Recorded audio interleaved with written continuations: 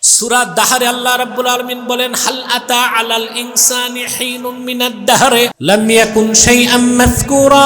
মানুষের জীবনে এমন একটা মুহূর্ত কি আসে নাই যখন সে উল্লেখযোগ্য কিছুই ছিল না, তার দেহ ছিল না, অস্তিত্ব ছিল না, নাম ছিল না, চৌধুরী পাটওয়ারি ভুইয়া এইরকম কোনো পরিচয় ছিল না, কিচ্ছু ছিল না। আল্লাহ বলেন, সেই কিছুই না থেকে আমি এ মানুষটাকে তৈরি করেছি তার পিতার এবং মাতার বীর্যের মিশ্রণ থেকে। বলেন সুবহানাল্লাহ। কিছুই না থেকে তিনি বানালেন। তিনি বলেন, ওয়ালাকাদ খালাকনাল ইনসানা মিন সুলালাতিন মিন তিন। আমি মানুষকে সৃষ্টি করেছি মাটির সারনির্যাস থেকে। সুম্মা জাআলনাহু নুতফাতান ফি করারিম মাকিন। তাকে আমি প্রতিস্থাপন করেছি তার মায়ের সুরক্ষিত রেহেমে। বলেন সুবহানাল্লাহ। সুম্মা খালাকনান নুতফাতা আলাকা। অতঃপরে বীর্যকে আমি পরিণত করি রক্তপিণ্ডে। সুবহানাল্লাহ। সুম্মা খালাকনাল আলাকাতা মুদগা। এই রক্তপিণ্ডকে আবার আমি পরিণত করি গোশতপিণ্ডে। সুম্মা খালাকনাল মুদগাতা ইযামা। এই গোশতপিণ্ডকে আবার পরিণত করি হাড্ডিতে। ফাকাসাউনাল ইযামা লাহমা। আবার হাড় হাড্ডির স্ট্রাকচারের উপর আমি আল্লাহ মসৃণ মোলায়েম গোশত লাগাই দেই। ওয়া মাওলানা মুহাম্মাদান আবদুল্লাহি ওয়া রাসূলুহু সাল্লাল্লাহু আলাইহি ওয়া আলা আলিহি ওয়া সাহবিহি ওয়া সাল্লাম। الذي أكمل الله به قصر النبوة، أي ختم الله به النبوة وحكم لا نبي بعده، وأعلن في القرآن بالبرهان أن محمدًا صلى الله عليه وسلم خاتم النبيين والمرسلين، الذي أرسله بالحق بشيرا ونذيرا وداعيا إلى الله بإذنه وسراجا منيرا. فقد قال الله تعالى في كلامه المجيد والفرقان الحميد: أعوذ بالله من الشيطان الرجيم. بسم الله الرحمن الرحيم. كيف تكفرون بالله وكنتم أمواتا فأحياكم ثم يميتكم ثم يحييكم ثم إليه ترجعون. صدق الله العظيم وصدق رسوله النبي الكريم، ونحن على ذلك من الشاهدين والشاكرين، والحمد لله رب العالمين. إن الله وملائكته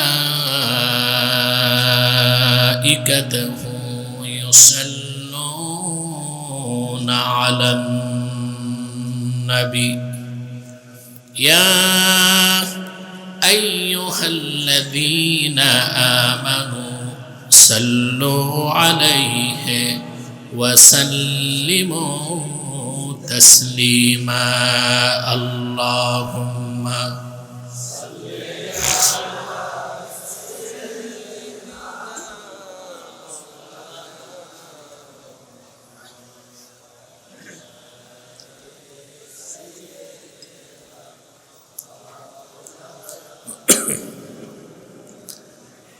মহব্বতে পড়ি, সমস্বরে পড়ি। আল্লাহুম্মা সাল্লি আলা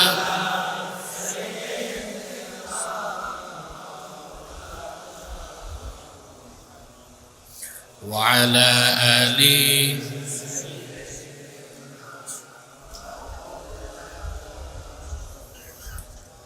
मेरा दिल तड़प रहा है मेरा जल रहा है सीना ये दवा वही मिलेगी मुझे ले चलो मदीना अल्लाहुम्मा सल्ली अला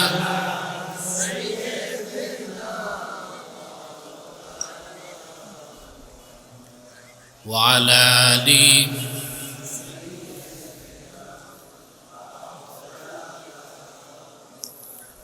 मदीना मदीना मोमिनों की गुनगुना है दीदारे मदीना आशिकों की तमन्ना है अल्लाहुम्मा सल्ली अला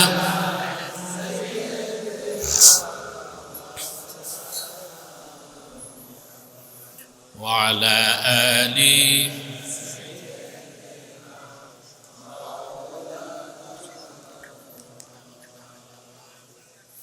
محمد رسول الله صلى الله عليه وسلم ختم الله به النبوة وحكم لا نبي بعده بلغ العلا بكماله حسنت جميع خصاله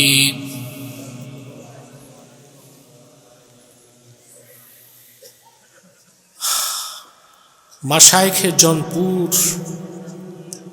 পীর সাহেবদের স্মরণে আজকের ইসালে সওয়াব মাহফিলের সম্মানিত সভাপতি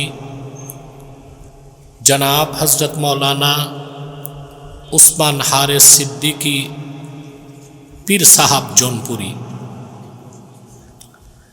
বারাকাল্লাহু ফি উমরি হযরত উলামায়ে কেরাম তুলাবায়ে ইজাম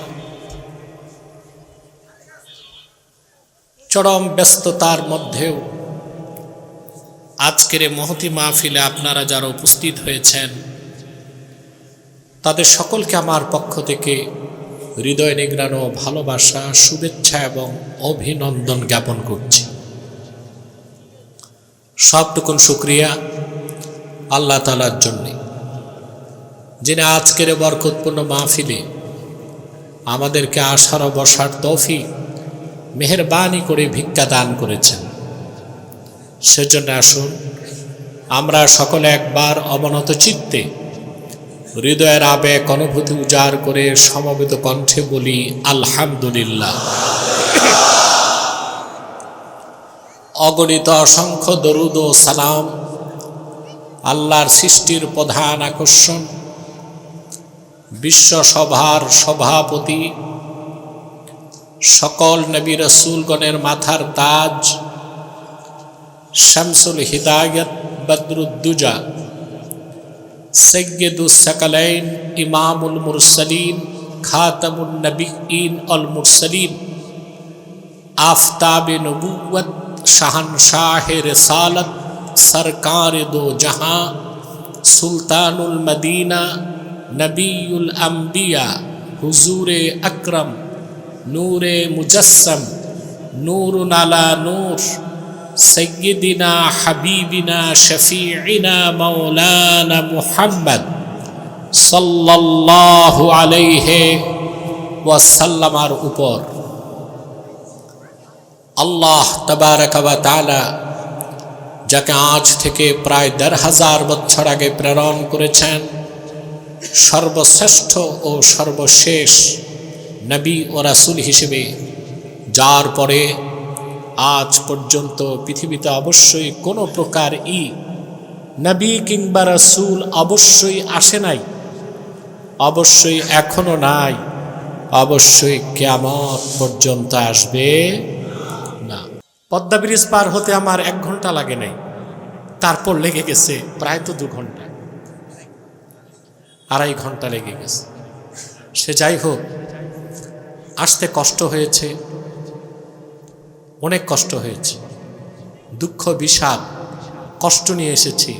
আপনাদের এই হাস্যোজ্জ্বল চেহারাগুলো দেখে আমার সব কষ্ট দূর হয়ে গেছে। প্রিয় বন্ধুগণ, সূরা বাকারা থেকে একটি আয়াত আমি তেলাওয়াত করেছি। আপনাদের ইহকালীন কল্যাণ ও পরকালীন মুক্তির লক্ষ্যে এই আয়াতকে কেন্দ্র করে কিছু কথা আমি শোনাব, ইনশাআল্লাহ বলবো। এখানে যারা এসেছেন, আসার পেছনে সামাজিক, রাজনৈতিক, আর্থিক কোনো স্বার্থ আছে? আমরা এসেছি আল্লাহ তার হাবিবের রেজামন্দি হাসিল করতে, আল্লাহর কোরআন থেকে জ্ঞান অর্জন করতে, ঠিক না? নেক নিয়তে মাহফিলে আসার সাথে সাথে বিগত দিনের সগীরা গুনাহ সব মাফ হয়ে গেছে, বাকি রইল কবিরা গুনাহ। আমরা একটু পরে মুনাজাত করব, এককভাবে না সম্মিলিতভাবে। এককভাবে মুনাজাত কবুল হতেও পারে, নাও হতে পারে, আর সম্মিলিত মুনাজাত কবুল হবেই। আল্লাহর হাবিব ইরশাদ করেছেন, মা রাফাআ কওমুন আকুফাহুম ইলাল্লাহি তাআলা ইয়াসআলুনাহু শাইআন ইল্লা কানা হাক্কান আলাল্লাহি আন ইয়াদআ ফি আইদিহিম আল্লাযী সাআলুহু। আল্লাহর হাবিব বলেছেন, আমার উম্মতের কোন একটি দল যদি সম্মিলিতভাবে আল্লাহর কাছে হাত তুলে কিছু চায়, ওরা যা চায় আল্লাহর উপর হক হয়ে যায়, আল্লাহ তাদের হাতে তাই দিয়ে দেয়।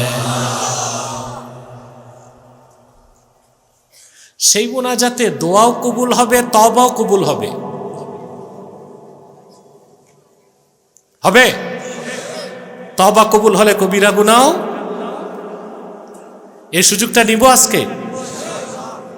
শয়তান তো ওয়াসওয়াসা দিবে, চেষ্টা করবে মুনাজাতের আগে উঠানো যায় কিনা। আমরা অনেক নিয়ত করে শয়তানের নাপাক গালে একটা চপেটা ঘাত করতে চাই। আমরা নিয়ত করছি কিছুক্ষণ পরে আজকের মুনাজাত করে গুনাহ মাফ করে নিষ্পাপ বেহেশতি আল্লাহওয়ালা হয়ে বাড়ি যেতে চাই। কারা কারা হাত তুলে আল্লাহকে দেখা। আল্লাহ কবুল করুন, আল্লাহ মঞ্জুর করুন, বলুন আল্লাহুম্মা আমিন। আসুন তিলাওয়াতের মাধ্যমে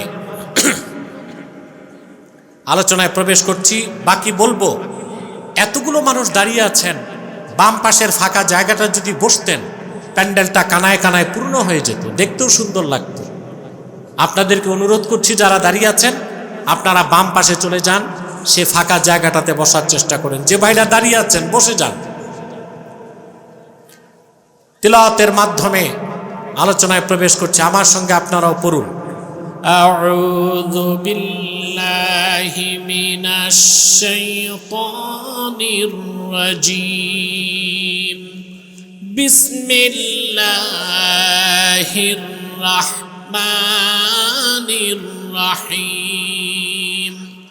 কাইফা তাকফুরুনা বিল্লাহি ওয়া কুনতুম আমওয়াতান فأحياكم ثم يميتكم ثم يحييكم ثم إليه ترجعون। কোরআনে কারীম আল্লাহ তাআলা বলেন, কাইফা তাকফুরুনা বিল্লাহ, অবিশ্বাসীরা কাফেররা কিভাবে তোমরা আল্লাহর নিদর্শনকে, কুদরতকে অস্বীকার করো। কুনতুম আমওয়াতান, তোমরা ছিলে মৃত। ফাআহইয়াকুম, আল্লাহ তোমাদেরকে জিন্দা করছেন। সুম্মা ইউমীতুকুম, অতঃপর আবার তিনি তোমাদের মৃত্যু দিবেন। সুম্মা ইউহয়িকুম, আবার তিনি তোমাদের জিন্দা করবেন। সুম্মা ইলাইহি তুরজাউন, অতঃপর সকলেই তোমরা সম্মিলিতভাবে মহান মালিক আল্লাহর কাছে প্রত্যাবর্তিত হবে। সুবহানাল্লাহ। আল্লাহ তাআলা আখিরাতের ব্যাপারে মৃত্যুর পর তিনি আবার জিন্দা করবেন, হিসাব নিকাশ নিবেন, এই কথাগুলোকে অকাট্য দলিলে প্রমাণ করেছেন। সকল যুগের কাফেররা আখিরাতকে অস্বীকার করত কিনা বলেন? নূহ আলাইহিস সালামের কওম আখিরাতকে অস্বীকার করেছে। প্রত্যেক পয়গম্বরের কওম আখিরাতকে অস্বীকার করেছে। ১৫০০ বছর আগে রাসূলুল্লাহ সাল্লাল্লাহু আলাইহি সাল্লামের উপস্থিতিতে আবু জেহেল, উতবা, শাইবা, মুগীরা, মক্কার কাফেররা আখিরাতকে অস্বীকার করেছে। তারা কিন্তু আল্লাহকে বিশ্বাস করত কিনা কথা বলেন? মক্কার কাফেররা আল্লাহকে বিশ্বাস করত? জি, আল্লাহ আছেন এটা বিশ্বাস করত।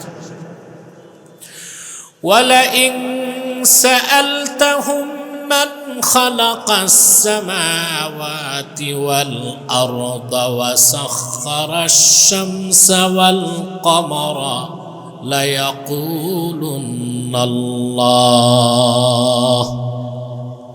আল্লাহ রাব্বুল আলামিন বলেন, হাবিব আমার মুহাম্মদ সাল্লাল্লাহু আলাইহি ওয়াসাল্লাম, যদি মক্কার কুরাইশদেরকে জিজ্ঞেস করেন এই আকাশ ও জমিনকে কে সৃষ্টি করেছেন, চাঁদ এবং সূর্যকে কে নিয়ন্ত্রণ করেন, কাফেররাও বলবে যিনি সৃষ্টি করেছেন, নিয়ন্ত্রণ করেন তিনি হলেন আল্লাহ। আল্লাহকে বিশ্বাস করত। মুহাম্মদ সাল্লাল্লাহু আলাইহি সাল্লাম আল্লাহর রাসূল, এই কথাও তারা বিশ্বাস করত, গোপনে স্বীকারও করত। গোপনে স্বীকারও। মক্কায় কাফের ছিল আখনাস বিন শরীক, খুব বড় বুদ্ধিজীবী ছিল কুরাইশদের।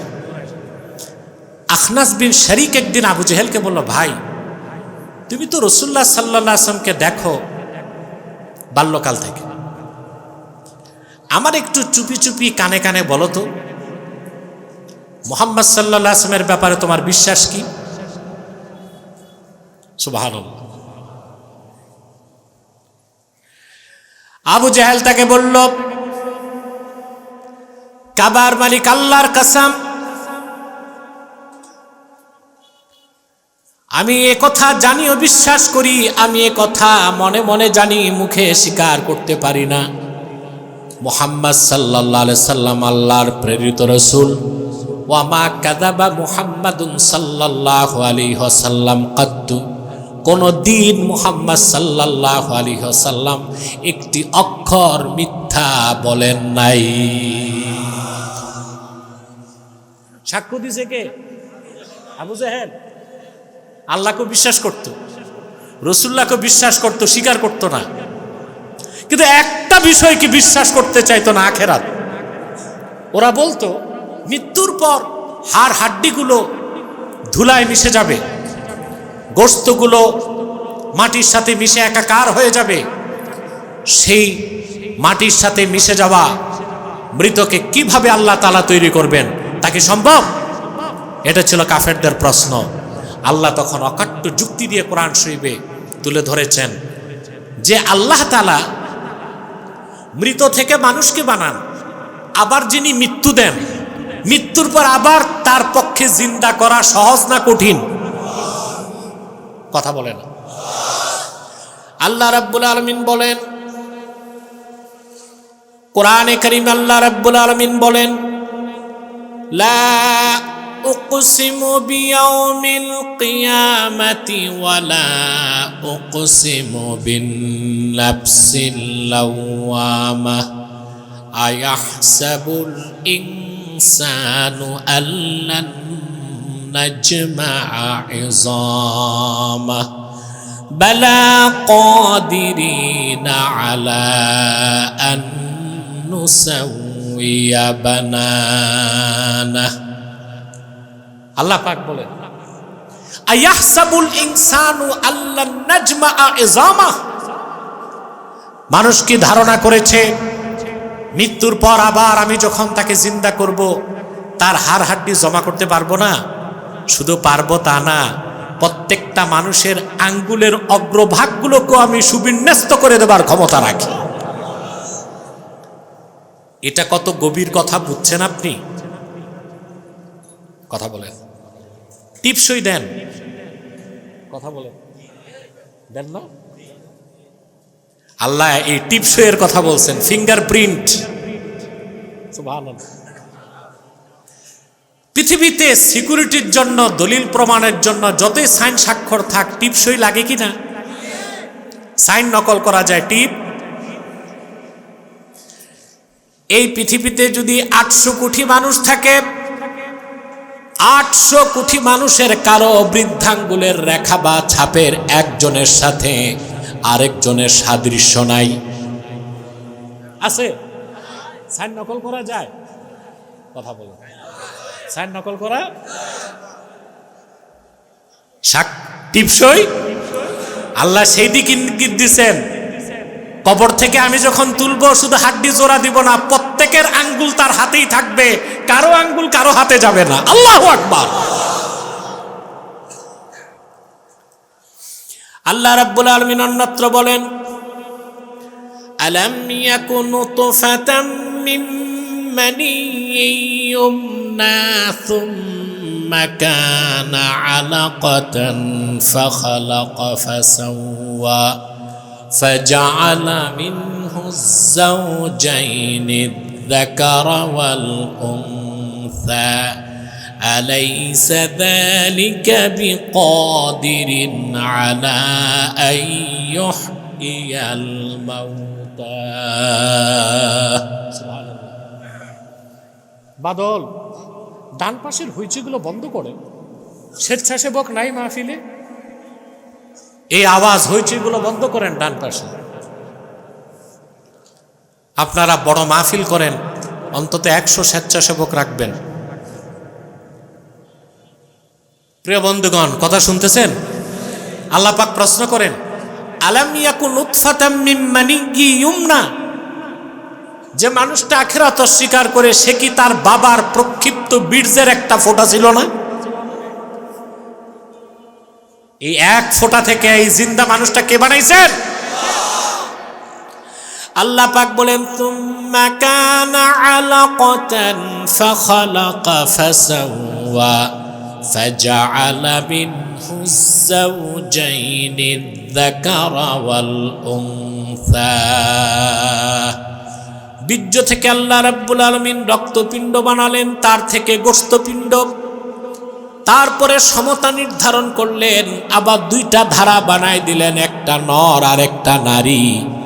এই অসম্ভব ক্ষমতা যে আল্লাহর আছে, তিনি কি মৃত্যুর পর আখেরাতে জিন্দা করতে পারবেন কিনা বলেন? সূরা বাকারায় আল্লাহ তাআলা বলেন, কুনতুম আমওয়াতান, তোমরা ছিলে মৃত, ফাআহইয়াকুম, আল্লাহ তোমাদেরকে জিন্দা করছে। আমরা মৃত ছিলাম কিনা? কথা বলেন। আমি যে আয়াতের ব্যাখ্যা করছি, হাসান বসরি রাহমাতুল্লাহ আয়াতের ব্যাখ্যায় বলেছেন, قد ثبتت بهذه الآية المذكورة أن لكل نفس حياة وموتة। এই আয়াত থেকে বোঝা যায় প্রতিটা মানুষের জীবনে 2টা মৃত্যু, 2টা জীবন। মায়ের পেটে আসার আগে আমরা ছিলাম মৃত, মায়ের পেট থেকে জীবিত, আবার মৃত্যুর স্বাদ গ্রহণ করি। 4টা কাজের 3টাই তো আল্লাহ চোখে দেখায় দিলেন, মৃত্যুর পর আবার তিনি জীবন দিবেন, সেটা তার পক্ষে সম্ভব কিনা বলেন? আল্লাহ তাআলা কথাগুলোকে আরো পরিষ্কার করে দিয়েছেন সূরা মুমিনুনে। আমরা মৃত ছিলাম, মৃত থেকে তিনি জিন্দা করছেন। আল্লাহ রাব্বুল আলামিন বলেন, ওয়ালাকাদ খালাকনাল ইনসানা মিন সুলালাতিন মিন তিন ثم جعلناه نطفة في قرار مكين ثم خلقنا النطفة علقة فخلقنا العلقة مضغة فخلقنا المضغة عظاما فكسونا العظام لحما ثم أنشأناه خلقا آخر فتبارك الله أحسن الخالقين আল্লাহ রাব্বুল আলামিন বলেন ওয়ালাকাদ খালাকনাল ইনসানা মিন সুলালাতিন মিন তিন আমি মানুষকে সৃষ্টি করেছি মাটির সারনির্যাস থেকে আরবিতে ভিজা মাটিকে বলে তিন কি বলে ভিজা মাটি আর্দ্র মাটি এটাকে বলা হয় তিন আল্লাহ বলেন আমি ভিজা মাটির সারনির্যাস থেকে মানুষকে তৈরি করছি এক ফোঁটা বীর্যের আকারে তাকে তার মায়ের সুরক্ষিত রেহেমে স্থাপন করছি সুবহানাল্লাহ আপনার অস্তিত্ব ছিল এক ফোঁটা কি ছিল কথা বলেন ঘুম আসতেছে কে কে ঘুমান হাত উঠান একটু দেখি আলহামদুলিল্লাহ সবাই কনসান্স হুশ জ্ঞান ঠিক আছে আলহামদুলিল্লাহ আল্লাহ কি সুযোগ দিছে দেখছেন না আজকে বৃষ্টি বাদল নাই আবার ঠান্ডা বাতাস আছে খুব আরামদায়ক পরিবেশ আল্লাহ আমাদের ভিক্ষা দিয়েছেন আবারও যে ভাইরা দাঁড়িয়ে আছেন আল্লাহর রাস্তে বসে যান আমাদের মাহফিলগুলোতে হিন্দুরা আসে অমুসলিমরা আসে ওরা বসতে লজ্জা পায় আমরা বসতে বলি না যেমনি আছে থাক ওই রকম অমুসলিম হিন্দু ছাড়া মুসলমান যারা আছেন আল্লাহর রাস্তে বসেন এর চেয়ে কঠিন কথা তো আর আমার কাছে নাই এরপর যদি কেউ না বসে বুঝতে হবে সে বয়রা মানে তার চামড়া গন্ডারের মতো মোটা আল্লাহ পাক বলেন আমি মাটির সারনির্যাস থেকে মানুষকে তৈরি করছি এক ফোঁটা বীর্যের আকারে তার মায়ের সুরক্ষিত রেহেমে স্থাপন করছি সুবহানাল্লাহ এখানে যে লোকটার বয়স 40 বছর যার বয়স 50 41 বছর আগে সে কি ছিল জোরে বলতে হবে কিছুই না অস্তিত্ব ছিল বীর্যও ছিল না কিছুই ছিল না তার অস্তিত্ব ছিল মৃত মাটিতে ঠিক কিনা কোরআন শরীফ আল্লাহ তাআলা অন্যত্র বলেন হাল আতা আলাল ইনসানি হিনুম মিনাদ দাহরি লাম ইয়াকুন শাইআম মাযকুরা ইন্না খালাকনাল ইনসানা মিন নুতফাতিন আমশাজ নাবতালিহি ফাজআলনাহু সামিআম বাসীরা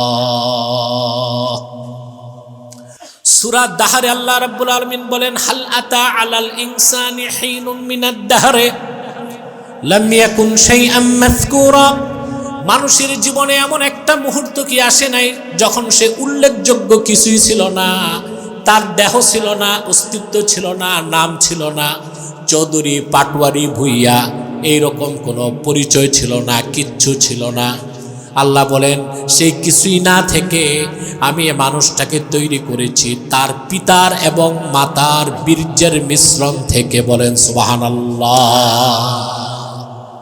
কিছুই না থেকে তিনি বানালেন হঠাৎ আবার বানান নাই কিভাবে বানিয়েছেন তা তিনি বলেন ওয়ালাকাদ খালাকনাল ইনসানা মিন সুলালাতিন মিন তিন আমি মানুষকে সৃষ্টি করেছি মাটির সারনির্যাস থেকে সুম্মা জাআলনাহু নুতফাতান ফি করারিম মাকিন তাকে আমি প্রতিস্থাপন করেছি তার মায়ের সুরক্ষিত রেহেমে বলেন সুবহানাল্লাহ সুম্মা খালাকনান নুতফাতা আলাকা অতঃপরে বীর্যকে আমি পরিণত করি রক্তপিণ্ডে সুবহানাল্লাহ সুম্মা সুম্মা খালাকনাল আলাকাতা মুদগা, এই রক্তপিণ্ডকে আবার আমি পরিণত করি গোশতপিণ্ডে। সুম্মা খালাকনাল মুদগাতা ইযামা, এই গোশতপিণ্ডকে আবার পরিণত করি হাড্ডিতে। ফাকাসাউনাল ইযামা লাহমা, আবার হাড় হাড্ডির স্ট্রাকচারের উপর আমি আল্লাহ মসৃণ মোলায়েম গোশত লাগাই দেই। এই যে আল্লাহ স্তরগুলো বলছেন, বীর্য, কথা বলেন, বীর্যের ফোঁটা, রক্ত, গোশত, হাড্ডি, এটাকে বিজ্ঞানের ভাষায় বলে জেনেটিক ইনফরমেশন, ভ্রূণ তত্ত্ব। কি বলা হয়? এখানে জুলজি, প্রাণী বিজ্ঞান পড়ছেন এমন কেউ আছেন ছাত্র? একজন। আর কে? আর নাই, সব আর্টস আর কমার্সের ছাত্র, আমার তাই মনে হয়। আল্লাহ তাআলা বিজ্ঞান যে ভ্রূণ তত্ত্ব, জেনেটিক ইনফরমেশনের কথা বলছে 1970 সালের পরে, সেই বিজ্ঞানের মহা অধ্যায় আল্লাহ বলে দিয়েছেন কোরআন শরীফে 1500 বছর আগে। তা আগে বিজ্ঞান না আগে কোরআন? আগে বিজ্ঞান না আগে কোরআন? বিজ্ঞান এগুলো পাইছে 1970 সালের পরে।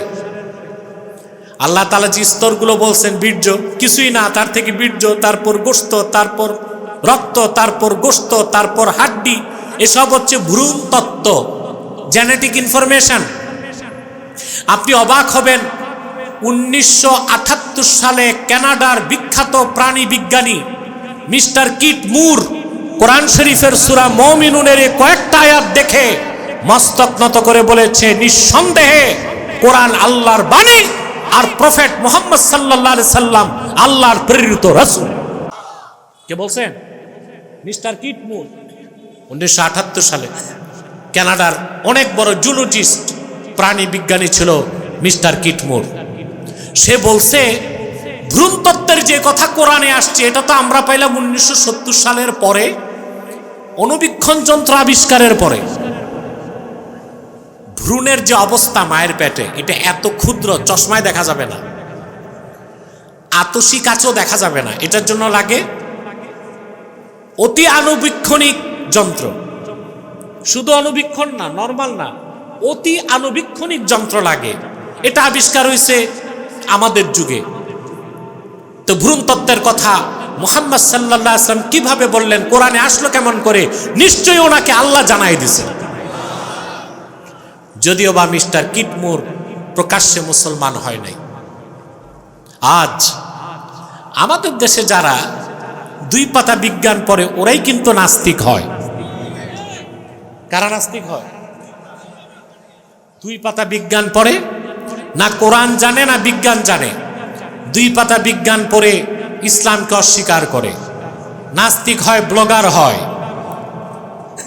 আর পৃথিবীতে যারা বিজ্ঞানের মহা অধ্যায়কে চর্চা করে, তারা আল্লাহর কোরআনের সামনে মস্তক নত করে শ্রদ্ধায় অবনত মস্তকে স্বীকার করে নেয়, কোরআন হচ্ছে টপ মোস্ট মিরাকল, এটা সর্বোচ্চ অলৌকিক বিষয়। বলেন সুবহানাল্লাহ। নাস্তিক হয় কারা? 2 পাতা বিজ্ঞান পড়ে, না কোরআন জানে না বিজ্ঞান জানে, না কোরআন জানে না বিজ্ঞান জানে। আমাদের দেশে বিজ্ঞানী আছে নাকি? ঢাকা বিশ্ববিদ্যালয় প্রতিষ্ঠিত 100 বছর হয়। কত বছর? 100 বছরে ঢাকা বিশ্ববিদ্যালয়ে একজন বিজ্ঞানী বাংলাদেশকে উপহার দিতে পারছে? আমরা কি বানাইছি? পৃথিবীর মানুষ শুরু করলো নৌকা দিয়ে, ওরা বানায় সাবমেরিন, আমরা নৌকাতে শ্যালো মেশিন ফেড করে ট্রলার বানাইছি। জাপান শুরু করলো রিক্সা দিয়ে, এখন তারা স্যাটেলাইট বানায়, আর আমরা রিক্সায় মোটর ফিট করে টেসলা বানাইছি। এ হচ্ছে আমাদের উন্নতি, আমাদের বিজ্ঞান। কিছুই শিখলাম না আমরা, না কোরআন শিখলাম না বিজ্ঞান শিখলাম। সেজন্য আমরা বলে থাকি, আমাদের শিক্ষা ব্যবস্থাকে ইসলামাইজেশন, ইসলামীকরণ করতে হবে। তখন আর দেশে দুর্নীতি থাকবে না। এখন আমরা ভালো অফিসার পাই, ভালো মানুষ পাই। কথা বলে অফিসার ভালো, খুব যোগ্য, কিন্তু পাক্কা ঘুষখোর। তার কারণ ও তো আখিরাত বিশ্বাস করে না, কবরে হিসাব নিকাশ তা বিশ্বাস করে না, ঘুষ খায়। শিক্ষা ব্যবস্থার ইসলামাইজেশনের অর্থ কি? সবাই মাওলানা হবে, আলেম হবে, হাফেজ হবে, কারি হবে না, সবাই কোরআনের মৌলিক শিক্ষাটা বুকে লালন করবে, ঠিক না? যদি আমার দেশে প্রাইমারি থেকে বিশ্ববিদ্যালয় পর্যন্ত প্রতিটা স্তরে কোরআন সুন্নাহর মৌলিক শিক্ষাকে বাধ্যতামূলক করা হতো, আমরা পেতাম যোগ্য ম্যাজিস্ট্রেট, যোগ্য উকিল, যোগ্য ডিসি, যোগ্য সচিব, যোগ্য মন্ত্রী, তারা একদিকে হতো যোগ্য অফিসার, আরেকদিকে প্রত্যেকেই হতো চরিত্রবান আল্লাহওয়ালা বুজুর্গ মানুষ। কিন্তু এখন তাকে পাচ্ছি? কথা বলে না কেন পাচ্ছি না? আমাদের শিক্ষা ব্যবস্থায় যথেষ্ট ত্রুটি আছে। তবে শিক্ষা ব্যবস্থাকে কিভাবে ইসলামীকরণ করা যায়, বর্তমান সরকারে কিছু মানুষ আছে চিন্তা করতেছে। আমি কৃতজ্ঞতা জানাই আপনাদের সংসদ সদস্যকে, মিয়া নুরুদ্দিন আহমদ অপুকে। তিনি আমার কাছে আব্বাসী মঞ্জিলে গিয়েছিলেন নির্বাচনের আগে, ইসলামী শিক্ষা নিয়ে একটা প্রোগ্রাম করেছিলেন দাওয়াত দেবার জন্য। আমাকে অনেক সময় দিয়েছেন, তার ইচ্ছাটাকে প্রকাশ করেছেন, আমি সহযোগিতা করব বলে আশ্বাস দিয়েছি।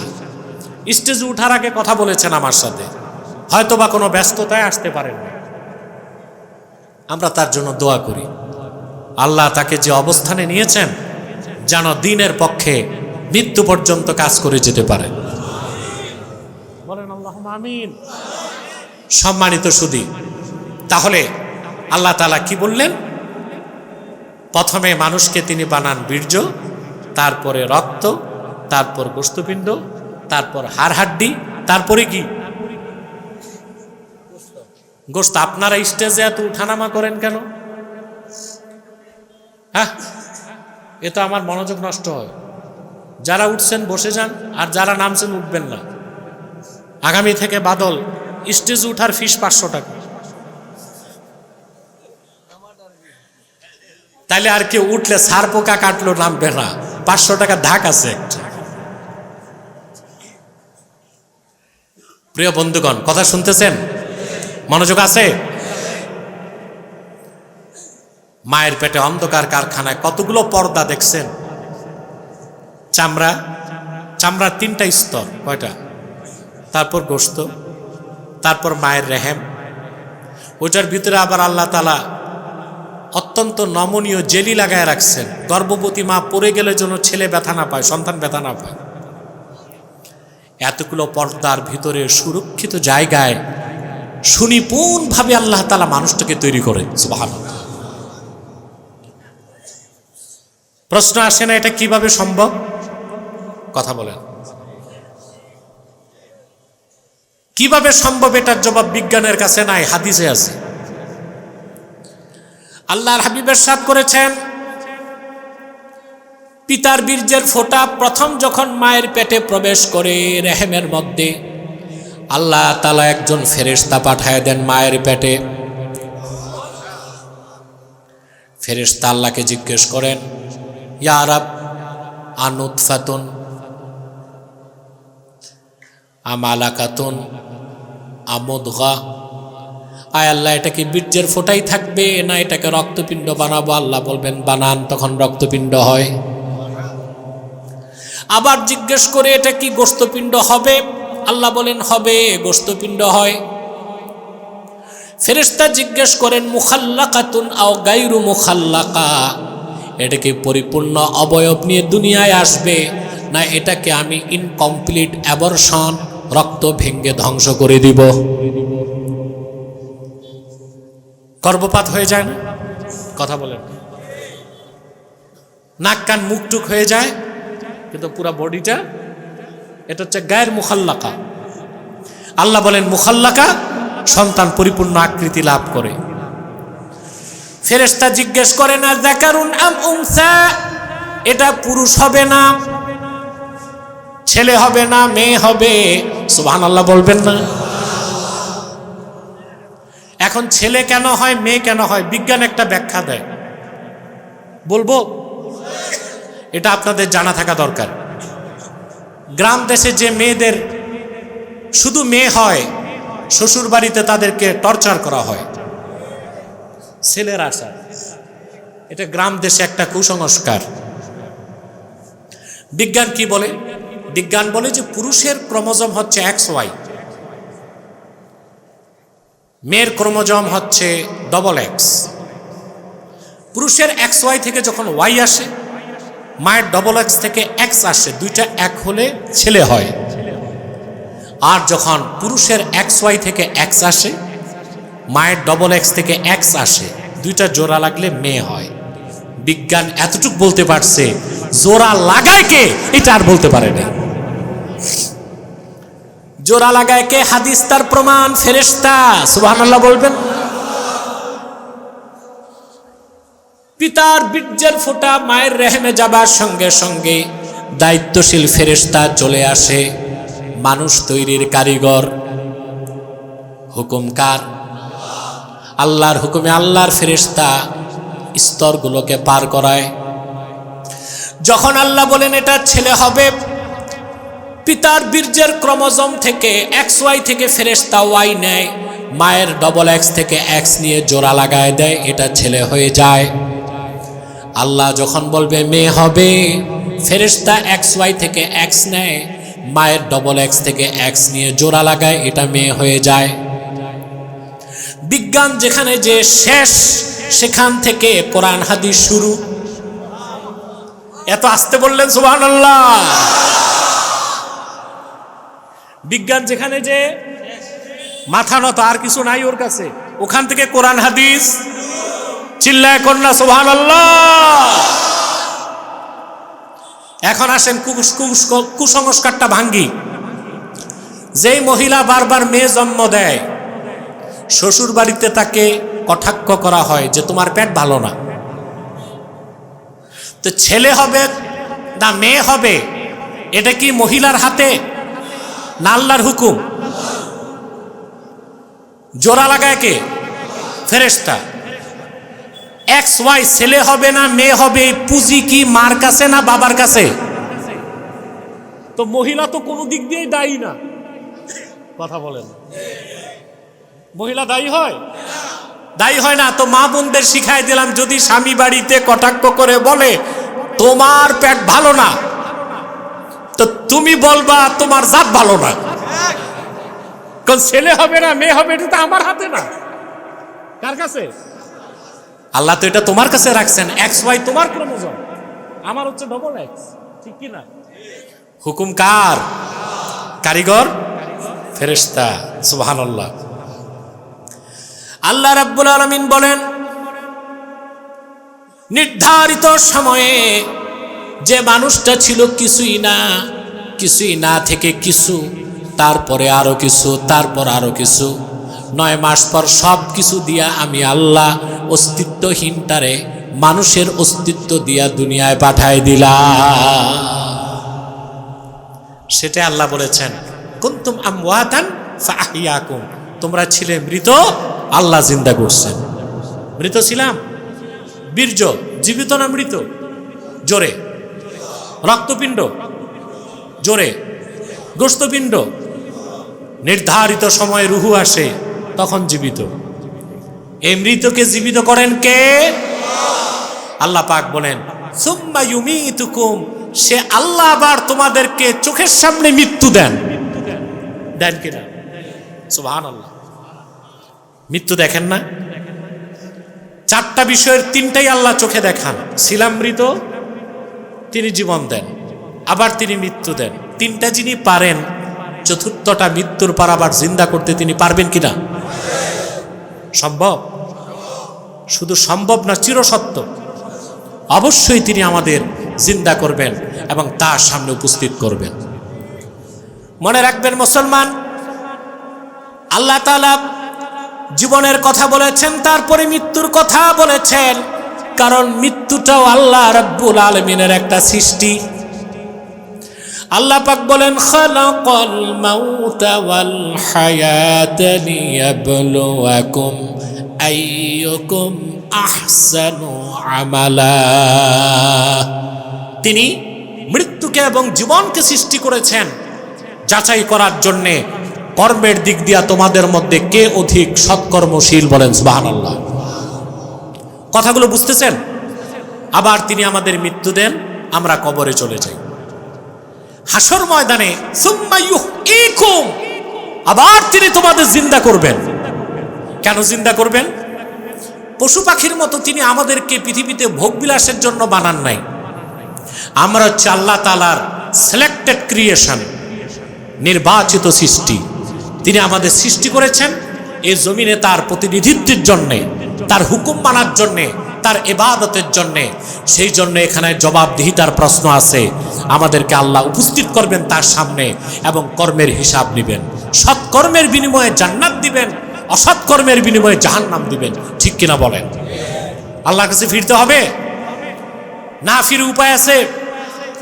আল্লাহ রাব্বুল আলামিন বলেন আফা হাসিবতুম আন্নামা খালাকনাকুম আবাসান ওয়া আন্নাকুম ইলাইনা লা তুরজাউন।